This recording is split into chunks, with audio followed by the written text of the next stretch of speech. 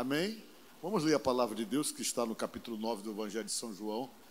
Hoje eu quero falar com você sobre milagre. Amém? Milagre todo mundo fala, mas assim parece que é tão difícil receber os milagres. E eu digo para vocês que não é não. Claro, o milagre para a gente receber, ele tem que estar dentro de uma vontade de Deus, porque ele tem que de fato nos beneficiar. Geralmente Deus usa o expediente do milagre quando se esgotam todos os recursos pelos quais você pode conseguir uma resposta ou um resultado em determinadas questões. Aí Deus sempre gosta de seu socorro presente nesses momentos. Eu quero falar com vocês sobre milagre, porque a gente vive numa época que a gente está com o coração muito cético, muito endurecido para isso. Talvez pela forma como se age tentando banalizar coisas importantes através da ação do poder de Deus, nós podemos criar uma capa no coração da gente, uma resistência. E isso, sem dúvida alguma, pode nos atrapalhar de vivermos o milagre de Deus.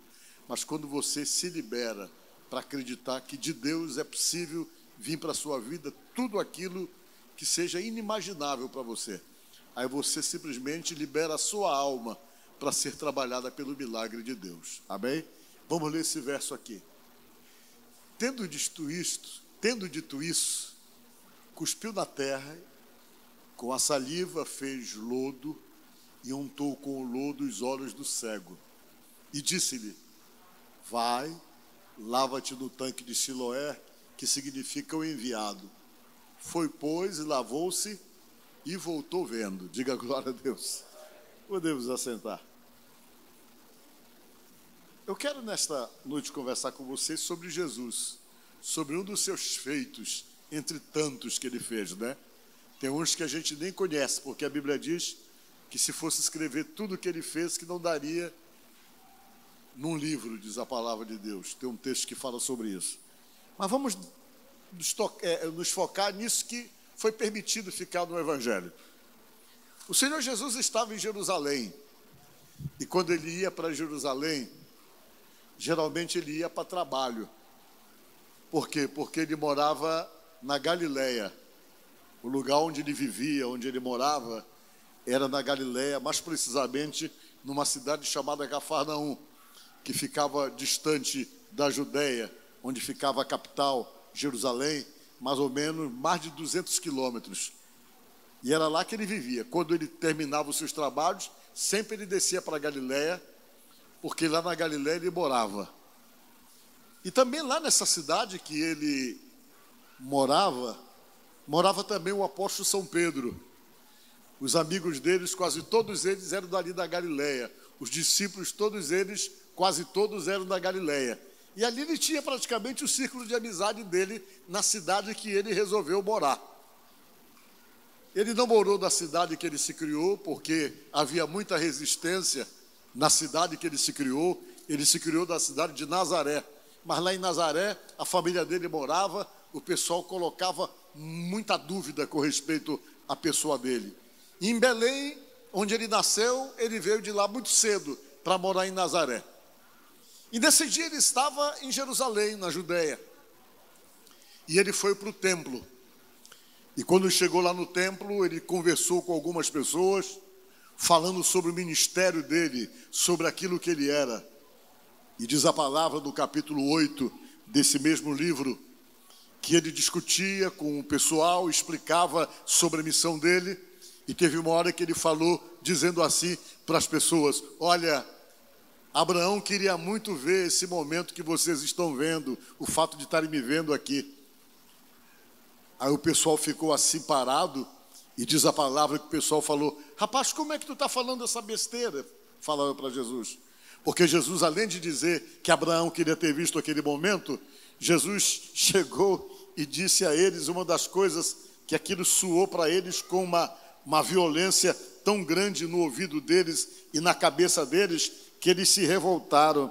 Jesus chegou e disse a eles o seguinte: antes que Abraão existisse, eu sou. Ele falou assim: antes do Abraão existir, eu já sou. Quando ele falou isso, o pessoal: vem cá, como é que tu fala isso aí? Tu não tem nem 50 anos. E tu está falando que antes que o Abraão existisse, tu já era? Isso porque o Abraão tinha vivido há 2000 anos atrás, quando Jesus veio ao mundo, e Jesus falou isso, e diz aqui a palavra de Deus dos textos, que eles ficaram com tanta raiva, diz o versículo 59 do capítulo 8, que eles pegaram em pedra para atirar em Jesus. Resolveram apedrejá-lo, achando que ele estava falando uma palavra herética. E ele saiu dali e foi para o outro lado da cidade, para o outro lado do templo. Quando ele chegou lá do outro lado, ele ia passando junto com os discípulos, e os discípulos pararam e viram um cego de nascença, um rapaz que estava esmolando, pedindo esmola, perto do templo, mais ou menos perto do templo. Eles viram aquele homem e fizeram uma pergunta para Jesus: Senhor, por que esse homem nasceu assim? Por que ele nasceu cego? Ele nasceu cego porque os pais deles pecaram, foi isso? Ou ele pecou? O que aconteceu para que ele nascesse sem a visão dele? Porque naquela época corria entre os judeus que quando alguém tinha alguma situação de dificuldade da sua própria vida, que aquilo era como as pessoas falam, um karma, que vinha do pai para os filhos e que os filhos passavam a sofrer alguma coisa que estava diretamente ligado a uma má atitude dos pais. E Jesus disse, não tem nada a ver uma coisa com a outra. E quando ele falou isso aí, praticamente ele descartou a possibilidade de karma, que é aquilo que muitas pessoas falam que existe, que uns começam a sofrer como consequência do pecado dos seus antepassados. E diz a palavra que Jesus disse, não, ele não nasceu por causa disso, não foi os pais dele que pecaram, tem nada a ver uma coisa com a outra, Jesus disse. Mas ele nasceu assim, para que se manifestasse nele a glória de Deus. Ele veio assim porque nele ia se manifestar um milagre, para que o nome de Deus fosse glorificado através daquilo que Deus realmente vai fazer na vida dele. Eles pararam e ficaram sem entender aquilo, e Jesus se aproximou do cego. O cego não sabia quem era Jesus. Jesus pegou, cuspiu no chão. Pegou um monte de terra do chão. Depois que ele pegou a terra do chão, ele cuspiu. E depois que ele cuspiu naquela terra, aquilo formou uma lama. Criou-se uma lama naquilo ali. Aí depois que ele formou aquela lama da terra misturada com o seu cuspe, ele colocou nos olhos daquele cego, untou todinho os olhos dele e disse assim para ele, olha, tu vai e te lava lá no tanque de Siloé, que quer dizer o enviado, e você vai ficar bom, você vai enxergar. O homem, quando viu aquela palavra, ele poderia ter 1000 motivos para duvidar daquilo. Poderia ter 1000 motivos para não acreditar numa palavra de alguém que ele não conhecia, que chega, aborda ele, mela o cuspe na terra, passa no olho dele e manda ele se lavar no tanque de Siloé. A gente fica pensando, por que Jesus fez isso? Porque teve que melar a terra juntamente com cuspe para fazer uma lama e colocar no olho daquele homem, quando a Bíblia diz a história de outros cegos que ele não precisou usar desse expediente.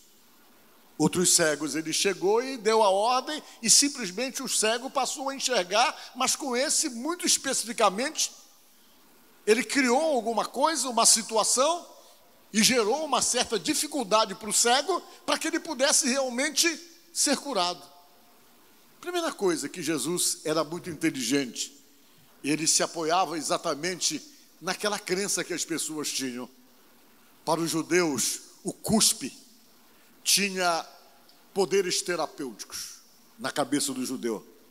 Assim como eles acreditavam que o cuspe tinha poder terapêutico, eles acreditavam também que o barro, que a terra, também tinha poder terapêutico. Principalmente no sentido de refazer, de reconstruir, muito baseado naquela ideia de que o homem foi feito realmente do pó. Tudo isso então pairava no inconsciente coletivo ali daquelas pessoas que viviam ali, que o cuspe tinha esse poder terapêutico e que o barro também tinha esse poder terapêutico. Essa é a razão pela qual o cego não teve nenhuma resistência de receber aquilo dos seus olhos. Talvez uma outra pessoa, se não tivesse com o cérebro condicionado a essa possibilidade de cura através desses elementos, talvez rejeitaria aquilo ali imediatamente. Mas como estava no inconsciente deles a possibilidade de haver um poder terapêutico no cuspe e até mesmo na terra, ele não teve nenhuma dificuldade para receber aquilo e de ir em busca da cura dele. Só que Jesus fazia as coisas de caso pensado. Talvez passeando no coração daquele homem, Jesus deve ter percebido exatamente como ele acreditava em todos esses detalhes que as pessoas falavam com respeito ao inconsciente coletivo das pessoas, com respeito a essas questões. E Jesus disse: vai e lava no Siloé. Olha, talvez para mim e para você seria muito fácil ir até o tanque de Siloé, mas para o cego não era. O tanque de Siloé ficava em torno de quase 1 quilômetro de onde ele estava. Para ser mais exato, a 800 quilômetros ficava de distância o tanque do lugar onde ele teve encontro com Jesus. E não era só uma linha reta, não. Era uma descida de muitas escadarias, que o templo ficava numa parte mais alta e o tanque de Siloé fica praticamente como no final de uma montanha. Se você for lá um dia, você vai ver. É uma caminhada difícil para quem é normal e torna-se uma caminhada mais desafiadora para quem tem uma limitação visual, como é no caso desse homem. Ter que andar 800 metros para poder chegar num lugar chamado Tanque de Siloé, talvez tendo que perguntar para todo mundo onde ficava aquilo, mas ele realmente decidiu que ia até o lugar porque ele acreditou na palavra de Jesus. E ele foi. E quando ele chega no Tanque de Siloé, o último desafio era descer essas escadas com mais de 40 degraus. Que de repente pode ser alguma coisa que não fosse tão difícil para nós, mas para ele era. Ele foi perguntando, descendo a montanha, chegou lá no tanque, quando informaram: é aqui, aí ele tinha o desafio de descer como cego, porque ele não teve a ajuda de ninguém, pelo menos que saibamos, e ele veio descendo essas escadas, focado, acreditando que o milagre ia acontecer. E o milagre não estava na água do tanque, não.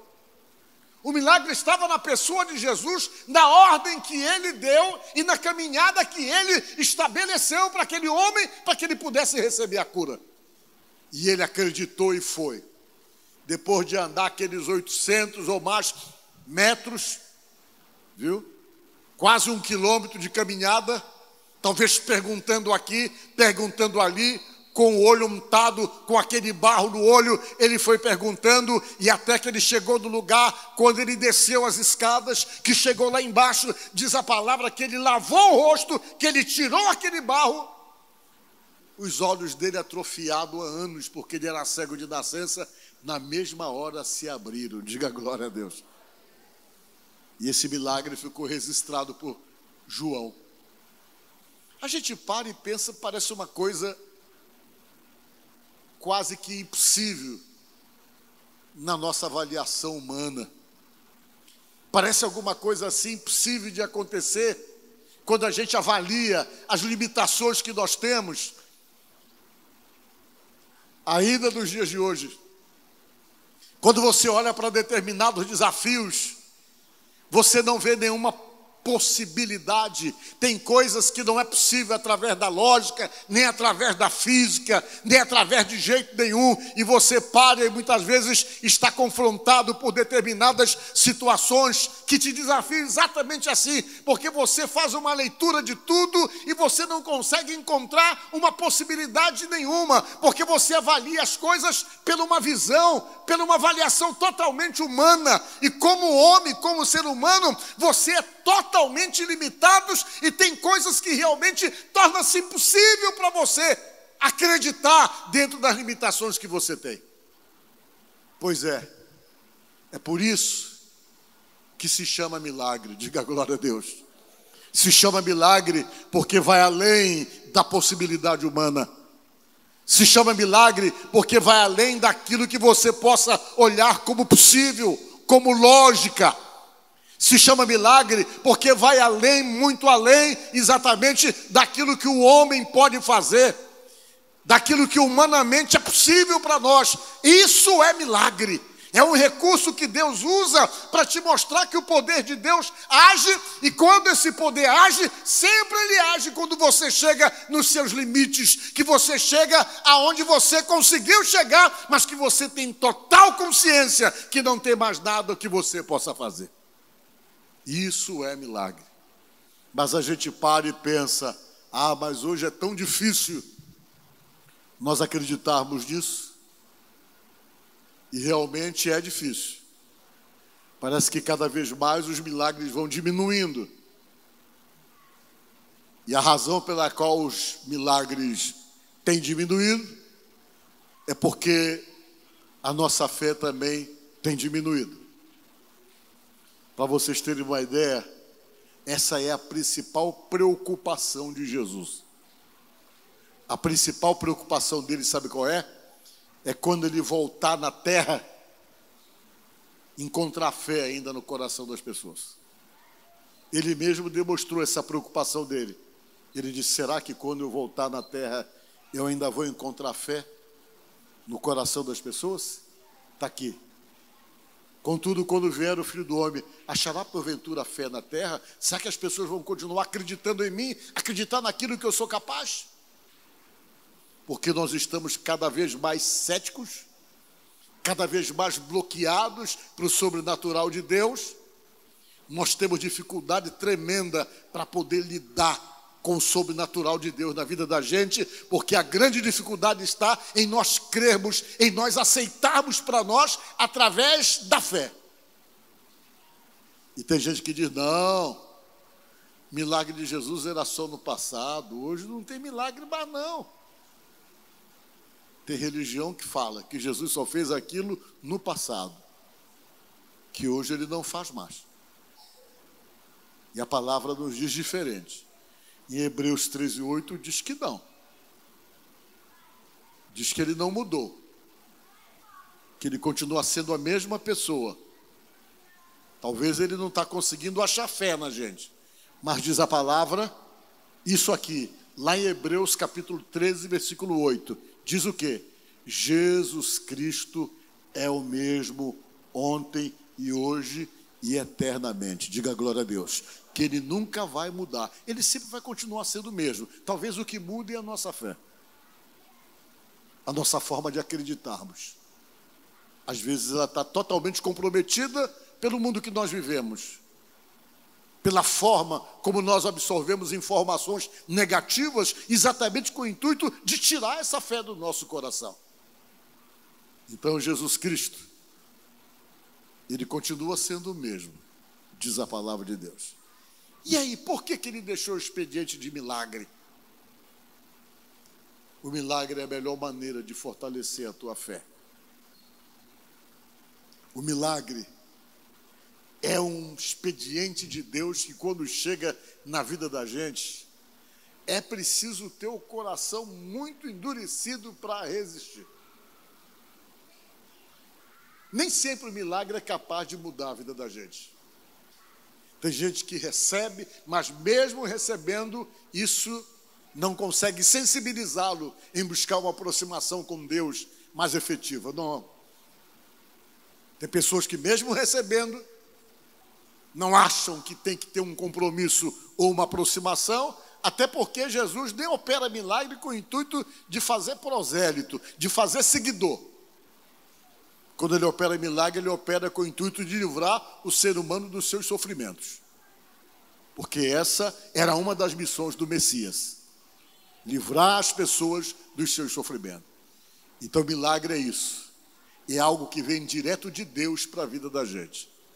Talvez alguns de vocês que estão aqui já tenham experimentado alguma coisa de Deus sobrenatural da vida de vocês. Mas vejam bem, milagre. Às vezes a gente não busca, às vezes a gente está endurecido, às vezes a gente está cético com respeito a isso, às vezes a nossa cabeça está bloqueada com respeito àquilo que Deus possa fazer, mas eu quero dizer para você que não. Esse homem que Jesus trabalhou a fé nele, esse cego, ele precisava de toda essa trajetória, ele precisava desafiar-se a si mesmo por acreditar. Às vezes nós precisamos disso, nos desafiarmos em busca daquilo que Deus tem para dar. Não parar no primeiro obstáculo, não parar no primeiro impedimento quando você está em busca de alguma coisa. Porque a primeira reação é essa: não aconteceu, eu desisto. Se não aconteceu no primeiro grito a Deus, faça o segundo grito, faça o terceiro grito, o quarto grito, quantos gritos for necessário. É desafiador, tem que andar caminhos que você não está enxergando, mas é uma trajetória que você tem que ir para poder receber a bênção de Deus. Então vá, supere os obstáculos, desça as escadas íngremes, mas acredite naquilo que Deus tem para fazer, porque Ele tem promessa para você, e você, quando tem fé, não tem um obstáculo que pare você, não tem um obstáculo que faça você desistir no meio do caminho, porque a fé, ela vai simplesmente te fortalecer e vai te motivar a acreditar, mesmo que surjam obstáculos e percalços no meio dessa caminhada, em busca daquilo que você quer de Deus para você. Está cheio de exemplos da Bíblia. O outro cego que Jesus curou, que foi o cego Bartimeu, como foi a cura dele? Talvez ele esperou Jesus há tempo ali naquele lugar, sentado na beira do caminho ali, sabendo que um dia Jesus passaria naquela estrada. Esse não nasceu cego. Esse que Jesus curou era cego de nascença, mas o Bartimeu com certeza não era cego de nascença. Pela maneira como ele falou com Jesus, ele disse: eu quero voltar a enxergar. Ele falou para Jesus, o que provava que ele enxergava antes. Alguns estudos dizem que ele foi tirado a visão dele pelos soldados do Império Romano, quando os romanos dominaram aquela região da Judéia. Ele era filho do Timeu. Timeu, dizem, já vi alguns comentários, que era filho de um general do exército de Israel. E quando eles dominavam o lugar, eles, além de matar os oficiais do exército inimigo, eles costumavam cegar os filhos, para que os filhos não esboçassem reação e não fizessem motim contra eles. Era uma prática comum que havia naquela época, uma prática de guerra, dessa forma de imobilizar os soldados e os seus descendentes, para não serem motivados pelo ódio, pelo desejo de vingança, e encontrarem força sobrenatural para poder reagir contra o exército dominante. E ele, com certeza, alguns dizem que deve ter sido cegado por isso, por ser filho de um general chamado Timeu. E ele passou a mendigar também, semelhante a esse, porque naquela época os cegos tinham que depender da ajuda dos demais. E ele era colocado todo dia na beira de um caminho. Geralmente eles eram identificados pela uma capa preta que eles usavam. Ele era colocado ali na entrada da cidade de Jericó, pegando poeira, pegando chuva todo dia, para poder receber algum tipo de ajuda, para poder sobreviver. Mas como Jesus era conhecido, as pessoas já falavam sobre Jesus, se acredita que ele também tinha essa expectativa de um dia encontrar com Jesus, porque ele acreditava que Jesus tinha poder de resolver o problema dele.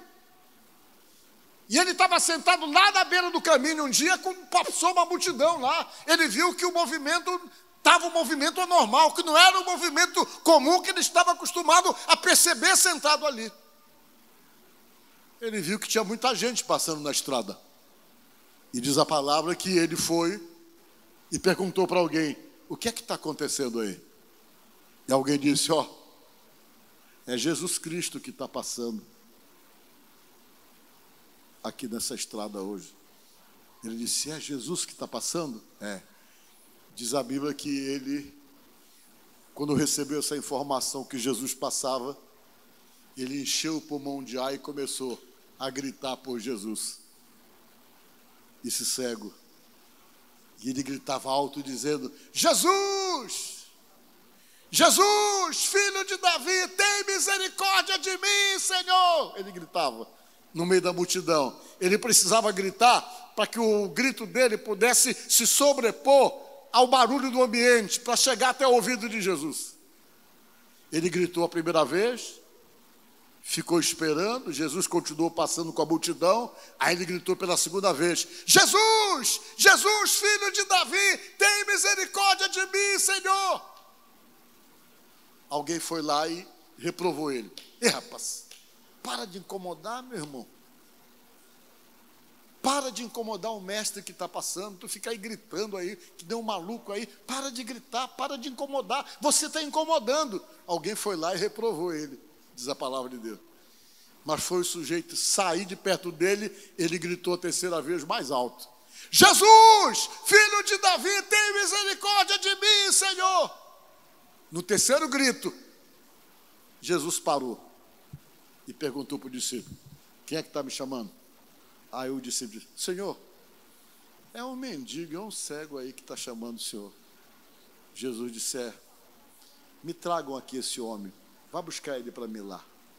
E alguém foi lá, se aproximou dele e disse essas palavras: te anima, porque o mestre está te chamando. Diga glória a Deus. Te anima, rapaz, porque Jesus está te chamando, ele mandou te chamar. Aí ele chegou, levaram ele, guiaram ele, colocaram ele até a presença de Jesus. Aí Jesus fez uma pergunta que parecia uma pergunta sem lógica, mas não era. É a pergunta que provoca você a falar. Por isso que ele disse que se você quer receber alguma coisa de Deus, peça. Foi ele que disse: pedi, e o quê? E o quê mais? E dar-se-vos-á. Peça que você recebe, disse Jesus. E Jesus queria provocar ele e pedir. Jesus chegou e disse: o que é que tu quer que eu faça por você? Claro, era lógico que ele queria enxergar. Mas Jesus perguntou: o que é que você quer que eu te faça? Ele disse: Senhor, eu quero voltar a ver, eu quero voltar a enxergar. Jesus disse: ah, é? Então enxerga. E quando Jesus deu a ordem, os olhos dele se reconstruíram e ele passou a enxergar e fez a maior barulheira lá pela graça recebida, pela bênção recebida. Por que eu estou contando para vocês a história desses dois cegos? Para mostrar para você: não desista no primeiro pedido. Diga glória a Deus. É preciso pedir 3, 4, 5, 6. Peça, busque. Milagre de Deus acontece pela nossa perseverança. A perseverança é o ato de não desistir. É o ato de buscar, mesmo diante de todas as impossibilidades, mesmo diante de alguém que tenta chegar com você e tenta parar você, mesmo diante dos obstáculos naturais dessa caminhada de busca, para você não desistir e acreditar e buscar. Sabe por quê? Porque se existe uma das coisas que é característico de nosso Senhor Jesus Cristo, é o milagre. Diga glória a Deus. O milagre de Deus. Então, nesta noite, eu não sei o que é que só o milagre pode resolver questões suas. Eu não sei o que é que para você só o milagre de Deus para dar uma solução. Talvez você esteja aqui e diga: ó, pastor, eu creio que só o milagre de Deus pode me dar uma resposta sobre situações que eu vivo, ou situações que eu passo, ou seja lá o que for. Tem situações que de repente você está buscando há tempo, e você não sabe o que é que Deus está trabalhando, mas você entende que são certas situações que já fugiu do seu controle há muito tempo, e é algo que você se nega a acreditar na possibilidade de uma mudança por conta da realidade da dificuldade em si. Mas, nesta noite, você tem a liberdade para falar com Jesus, falar com fé. E se você acha que a sua fé não é suficiente, faça como o pai daquele menino que tinha um espírito que se jogava na água e no fogo, que ele chegou com Jesus e disse: Senhor, ajuda-me na minha pouca fé. Ele falou para Jesus: a minha fé não é suficiente, mas me ajuda na pequena fé que eu tenho. E Jesus ajudou ele. Peça-se, se reconheça diante de Deus. Admita: eu tenho dificuldade para crer, Jesus. Eu tenho algumas barreiras, alguns obstáculos alguns impedimentos em mim que às vezes não deixa eu acreditar totalmente, eu fico meio que limitado na minha fé. Trabalha em mim essa fé. Aí você pede para Deus trabalhar essa fé em você, porque Ele vai precisar dessa fé para se manifestar em poder e em glória para a tua vida. Diga glória a Deus. Então, não há impossibilidades para Deus. A Bíblia diz que o impossível do homem é possível para Deus. A Bíblia diz que tudo aquilo que você pedir oração, crendo, você vai receber. Mas em tudo aquilo que a Bíblia fala, a Bíblia declara categoricamente que é preciso crer, é preciso tomar posse, é preciso acreditar que vai ser com você, assim como você realmente está pedindo e está buscando, e Deus vem e mostra para você que Ele é Deus de socorro na vida da gente, nos momentos de necessidade, porque é isso que diz a palavra de Deus. Tem momento da vida da gente que só o milagre de Deus pode mudar as situações, só o milagre de Deus pode mudar a realidade das coisas. Se é um milagre, então busque o milagre, porque milagre quem opera é Jesus Cristo. Amém? Que Deus te abençoe no nome de Jesus. Amém? Graças a Deus. Vamos.